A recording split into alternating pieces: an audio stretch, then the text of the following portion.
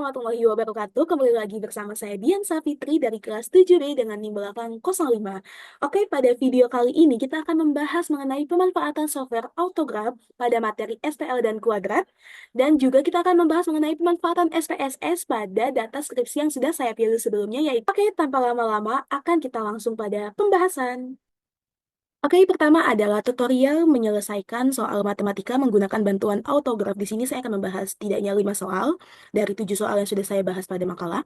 Ini adalah tampilan awal jika kita membuka autograf. Dan di sini ada worksheet untuk 1 dimensi, ini ada yang 2 dimensi, terus ada yang 3 dimensi, lalu ada juga untuk bilangan kompleks. Di sini kita akan menggunakan yang worksheet 2 dimensi. Jadi ini adalah tampilan awal untuk lembar kerja 2 dimensi, karena sebelumnya saya sudah menyiapkan soal yang akan kita bahas pada hari ini. Oke, kita langsung saja masuk ke soal pertama. Garis K melalui titik 6,-1 dan tegak lurus dengan garis 3x min 2y sama dengan 12. Maka, persamaan garis K tersebut adalah, di sini yang diketahui adalah sebuah titik koordinat dan juga sebuah persamaan. Maka kita input terlebih dahulu titik koordinat yang diketahui menggunakan fitur Enter Coordinates. Kita masukkan titiknya 6,-1. Oke, kita klik OK, maka akan tampil seperti berikut. Dan juga diketahui suatu persamaan garis. Kita gunakan fitur Enter Equation dengan simbol sama dengan ini. Kita masukkan persamaan garis yang diketahui, yaitu garis 3x min 2y sama dengan 12. Kita klik OK. Nah, ini garisnya sudah terbentuk. Maka untuk mencari suatu persamaan garis dari titik koordinat yang diketahui dengan persamaan garis yang sudah diketahui ini, kita tinggal memilih titik yang tadi kita buat dan juga garis yang sudah kita buat sebelumnya. Kita klik kanan.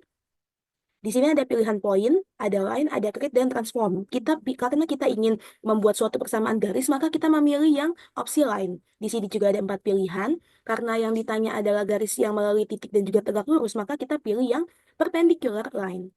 Nah, akan tampil seperti berikut, di mana garis kuning ini merupakan penyelesaian atau jawaban dari soal yang ditanyakan. Kita tinggal tampilkan nilai dari garis yang terbentuk ini dengan mengklik kanan dan memilih text box.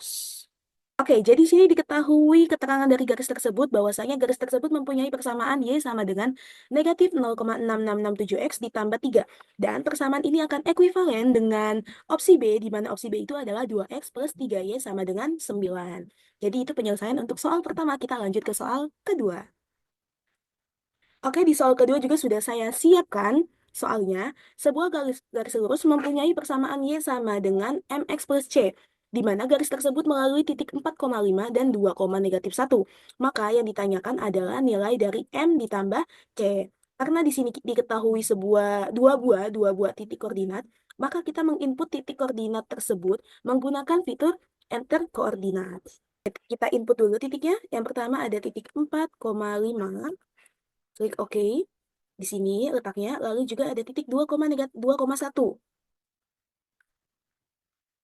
Oke, karena yang diketahui hanya dua buah koordinat titik ini, titik 4,5 dan juga titik 2,1, dan kita harus mencari suatu persamaannya dengan bentuk Y sama dengan MX plus C. Maka kita dapat menggunakan fitur line yang tadi untuk mencari persamaan garisnya. Di sini pertama kita pilih dulu kedua titiknya, lalu kita klik kanan dan pilih opsi line. Di sini ada yang straight line, ada ray, ada line segment, ada gradient, dan perpendicular bisector. Di sini kita pilih yang paling atas, garis lurus. Nah, untuk mengetahui nilai dari persamaan dari garis lurus tersebut, kita tinggal klik kanan dan pilih text box. Oke, di sini sudah diketahui bahwa persamaan garisnya itu adalah 2x min 3. Nah, karena yang ditanya adalah M plus C dan bentuk persamaan yang diinginkan adalah Y sama dengan MX plus C, maka kita dapat ketahui ini nilainya 2 dan C ini adalah nilainya negatif 3. Maka saat kita menambahkan M ditambah C, di sini juga kita dapat menggunakan fitur calculation, di mana fitur ini disediakan oleh Autograph untuk menghitung secara langsung. Nah, jadi M-nya itu 2 ditambah sama negatif 3.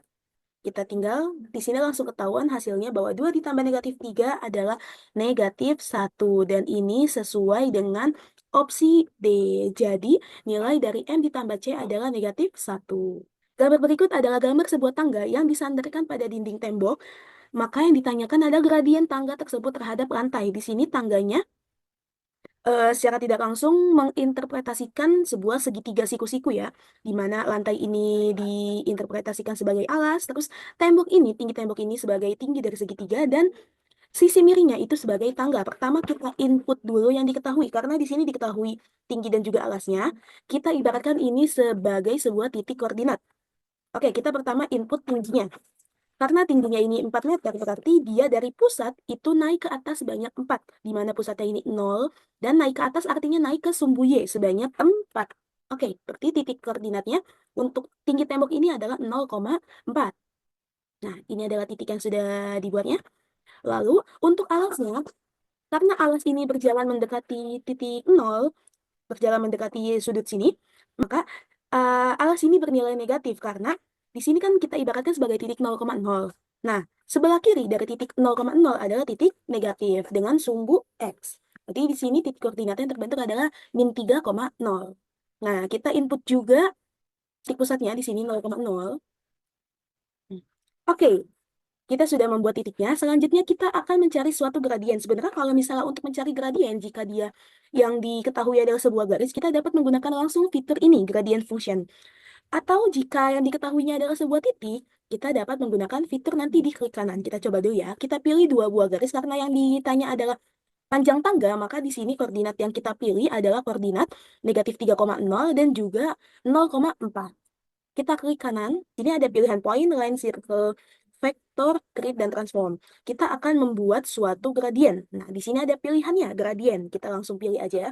Maka dia akan membentuk suatu segitiga siku-siku di mana sudutnya berada di titik 0,0. Untuk mengetahui berapa nilai gradiennya, kita tinggal klik kanan dan pilih text box. Diketahui kalau misalnya gradiennya itu adalah 1,333 dengan delta Y-nya adalah 4 dan delta X-nya adalah 3. Maka pernyataan ini sesuai dengan opsi C, di mana opsi C itu adalah 4/3. Jadi gradien tangga tersebut terhadap lantai adalah 4/3. Oke, kita masuk pada penyelesaian soal nomor 5. Jika grafik fungsi kuadrat f(x) sama dengan x kuadrat plus x plus p menyinggung garis 3x plus y sama dengan 1, dengan P lebih besar dari 0, maka nilai P yang memenuhi di sini kita ketahui ya opsinya itu lebih dari 0 semua. Langkah pertama yang harus kita lakukan adalah menginput garis 3x plus Y sama dengan 1. 3x plus Y sama dengan 1. Oke, ini sudah ada garisnya. Nah, karena kita ingin mencari nilai P yang memenuhi, maka nilai P ini kita substitusikan ke dalam persamaan fungsi kuadrat yang sudah diketahui dalam soal.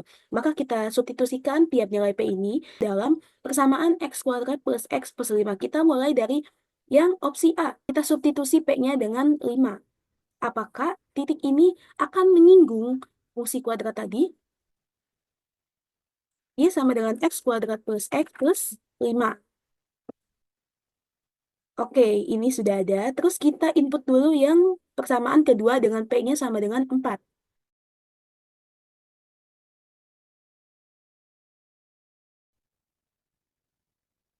Oke, kita sudah buat semua titik-titik yang memungkinkan untuk menyinggung garis dari 3x plus Y sama dengan 1 ini dengan grafik fungsi kuadrat yang diketahuinya adalah X kuadrat plus X sama dengan P. Kita analisis satu persatu, garis manakah yang memenuhi untuk nilai P. Jika P-nya 1, dia tidak menyinggung ya, tidak menyinggung grafik fungsi kuadrat. Untuk yang P-nya sama dengan 2 juga masih belum menyinggung. Untuk P yang sama dengan 3, dia juga tidak menyinggung. P sama dengan 4. P sama dengan 4 ini hanya dilalui, tapi tidak menyinggung, dan P sama dengan 5, dia sama dengan Y 3X tambah Y sama dengan 1, dan fungsi kuadrat X kuadrat plus X sama dengan 5 itu saling bersinggungan. Maka, dapat diketahui dari grafik ini, nilai P yang memenuhi adalah P sama dengan 5 pada opsi A. Oke, jadi itulah pembahasan 5 soal menggunakan bantuan autograf. Saya harap teman-teman dapat terbantu dengan tutorial dari penyelesaian soal dengan bantuan autograf ini. Oke, selanjutnya kita akan membahas mengenai pemanfaatan SPSS untuk melakukan uji validitas, uji reliabilitas, dan juga uji hipotesis pada skripsi yang sudah saya pilih. Jadi pertama kita akan melakukan uji validitas. Oke, ini adalah tampilan utama dari SPSS yang kita buka. Ini adalah SPSS versi 26. Jadi, uji validitas ini adalah untuk menguji apakah butir soal yang kita gunakan itu bernilai valid atau tidak. Jadi, Karena di sini menggunakan uji hipotesis ANOVA 2 jalur, jadi terdapat dua buah kelompok di mana untuk yang kelompok pertama ini kita sebut dengan bagian A. Di sini untuk desimalnya kita nolkan semua, dan juga untuk measure-nya karena ini adalah sebuah nilai, maka kita pilih scale. Jika variabel view-nya sudah siap, kita lanjut ke data view.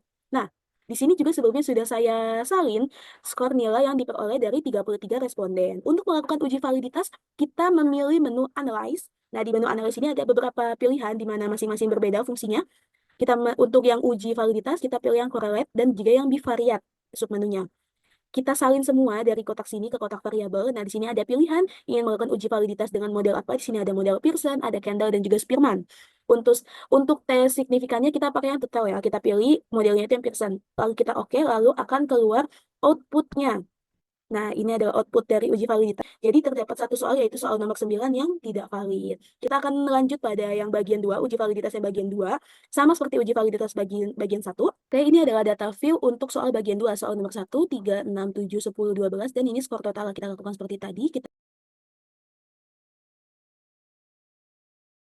Jadi, dari uji validitas kedua bagian ini, bagian A dan bagian B, hanya terdapat satu soal, yaitu soal nomor 9 yang tidak valid. Oke, kita masuk pada uji reliabilitas. Karena tadi terdapat satu buah soal pada bagian A yang tidak valid, maka soal tersebut, yaitu soal nomor 9, tidak kita cantumkan pada uji reliabilitas. Jadi pada bagian A hanya soal nomor 2, 4, 5, 8, dan 11. Reliabilitas ini kita menggunakan fitur Analyze, terus scale dan pilih yang paling atas, Reliability Analysis. Kita salin semua butir soalnya ke items, kita klik OK, dan akan keluar hasilnya. Nah, variabel dari soal nomor 2, 4, 5, 8, dan 10 lebih dari 0,05, maka kelima butir soal ini dapat dinyatakan reliable. Kita akan melakukan hal yang sama untuk bagian soal yang terdapat pada bagian B, yaitu soal nomor 1, 3, 6, 7, 10, dan 12. Hasil reliabilitasnya adalah lebih dari 0,05, yaitu 0,688. Oke, kita lanjut pada pengujian hipotesis berdasarkan hasil post-test yang diperoleh pada skripsi yang sudah saya pilih. Oke, jadi untuk uji hipotesis ini kita terdapat dua variabel, di mana variabel pertama itu merupakan variabel berdasarkan kelas. Jadi ada dua kelas, kelas eksperimen dan kelas kontrol. Dan untuk variabel yang kedua itu berdasarkan gender, gender laki-laki dan perempuan. Kita akan menguji normalitas dan juga untuk hipotesis pada variabel yang pertama, yaitu berdasarkan kelas. Karena di sini ada terdapat dua kelas, yaitu kelas eksperimen dan kontrol, maka untuk value-nya kita tambahkan kode, di mana kode pertama itu merupakan kode kelas eksperimen, dan kode yang kedua itu merupakan kode kelas kontrol. Dan untuk measure-nya, untuk skor post-test kita pilih yang scale, dan untuk yang kelas kita pilih yang nominal. Kita ke data view. Di sini sudah saya input skor dari kelas eksperimen dan juga kelas kontrol. Untuk menguji apakah data ini normal atau tidak, kita menggunakan menu analyze, kita pilih yang deskriptif statistik, lalu kita pilih pada bagian explore. Nah, di sini untuk dependent list-nya kita masukkan skor post-test, dan untuk faktor list-nya kita masukkan yang variabel kelas tadi. Ke plots, akan muncul kotak dialog seperti berikut, dan kita pilih normality plots with test. Kita continue. Selanjutnya kita OK. Selanjutnya akan muncul output dari uji normalitas pada kelas eksperimen dan kelas kontrol. Jadi di sini untuk outputnya kita ke bawah. Nah, jadi ini adalah uji normalitasnya, di mana kelas eksperimen itu berdistribusi normal karena dia lebih dari 0,05, dan juga untuk kelas kontrol juga dia berdistribusi normal. Jadi untuk uji normalitas berdasarkan kelas, ia dapat dinyatakan berdistribusi normal. Selanjutnya, berdasarkan gender, kita lakukan hal yang sama.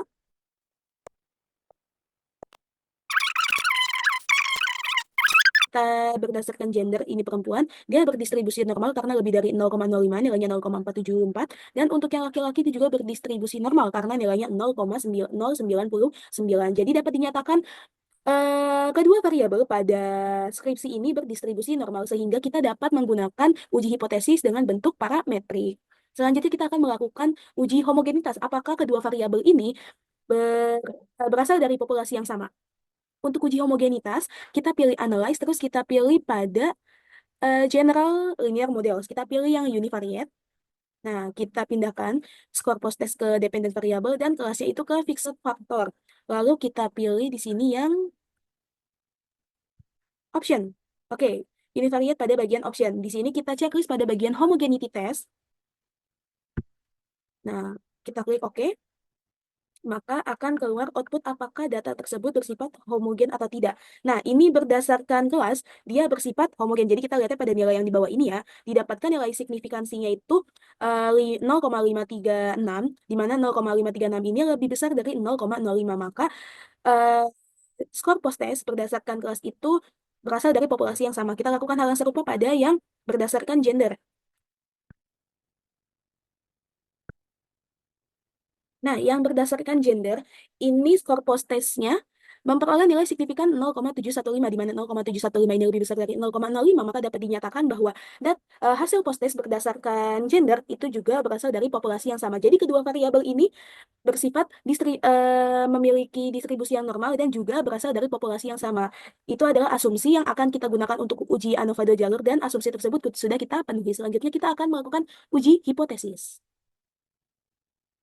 Oke, jadi untuk melakukan ujian Nova 2 jalur ini, data yang kita perlukan adalah skor post-test, terus juga di sini ada gender dengan value-nya itu kode 1 perempuan dan kode 2 itu untuk laki-laki, dan ada kelas juga. Untuk kode 1 itu kelas eksperimen dan kode 2 itu untuk kelas kontrol, di mana measure-nya itu untuk skor post-test ini scale dan untuk gender kelas itu nominal. Untuk melakukan uji hipotesis ANOVA 2 jalur, kita menggunakan menu yang sama dengan yang kita lakukan untuk homogenitas tadi. Tapi untuk ANOVA yang 2 jalur, kita dapat memilih menu analyze, terus kita general linear model, terus yang univariate. Nah, di sini kita masukkan skor post-test itu ke dalam dependent variable dan fixed faktornya itu variabel gender dan juga kelas. Kita ke bagian option. Oke, di option ini display-nya itu karena kita mau mencari apakah hipotesis yang sudah kita tentukan itu benar atau salah. Maka kita centang yang descriptive statistik, continue. Terus kita juga bisa centang ke bagian post hoc ini. Oke, kita oke, maka akan keluar outputnya. Di sini kita ke bagian bawah. Ini adalah deskriptif statistiknya. Nah, ini adalah hasil dari uji ANOVA-nya, di mana di sini terdapat gender kelas, terus ada gender dengan kelas. Berdasarkan dari tabel test of between subject effect, dapat kita simpulkan bahwa untuk kriteria pengujian berdasarkan model kelas, di sini model kelas itu nilai signaturnya itu 0,01. Nah, di mana untuk yang berdasarkan kelas ini nilainya itu lebih kecil dari 0,05 sesuai hipotesis yang sudah kita kemukan di makalah. Kalau maka H0-nya itu ditolak dan H1 diterima, sehingga dapat kita simpulkan bahwa terdapat perbedaan rata-rata kemampuan literasi yang signifikan kelas CBL dan DL. Di sini untuk berdasarkan gender itu memperoleh nilai signifikannya itu 0,19, di mana 0,19 ini lebih kecil juga dari 0,05, sehingga H0 dapat kita tolak dan H1 yang dapat kita terima. Atau terdapat pengaruh interaksi model pembelajaran dengan gender terhadap kemampuan literasi matematis siswa. Dan juga di sini ada yang interaksi antara gender dan juga kelas. Di sini memperoleh nilai signifikansinya itu 0,724. Sesuai hipotesis yang sudah kita kemukan di makalah, 0,724 ini lebih besar dari 0,05, sehingga H0-nya dapat kita terima dan H1-nya dapat kita tolak, atau tidak terdapat pengaruh interaksi model pembelajaran dengan gender terhadap kemampuan literasi matematis siswa. Oke, jadi itu adalah pembuktian menggunakan bantuan SPSS untuk melakukan uji validitas, uji reliabilitas, dan juga uji hipotesis pada data skripsi yang sudah saya siapkan. Sekian video pemanfaatan software Autograph dan juga pemanfaatan SPSS. Kurang lebihnya mohon maaf. Wassalamualaikum warahmatullahi wabarakatuh.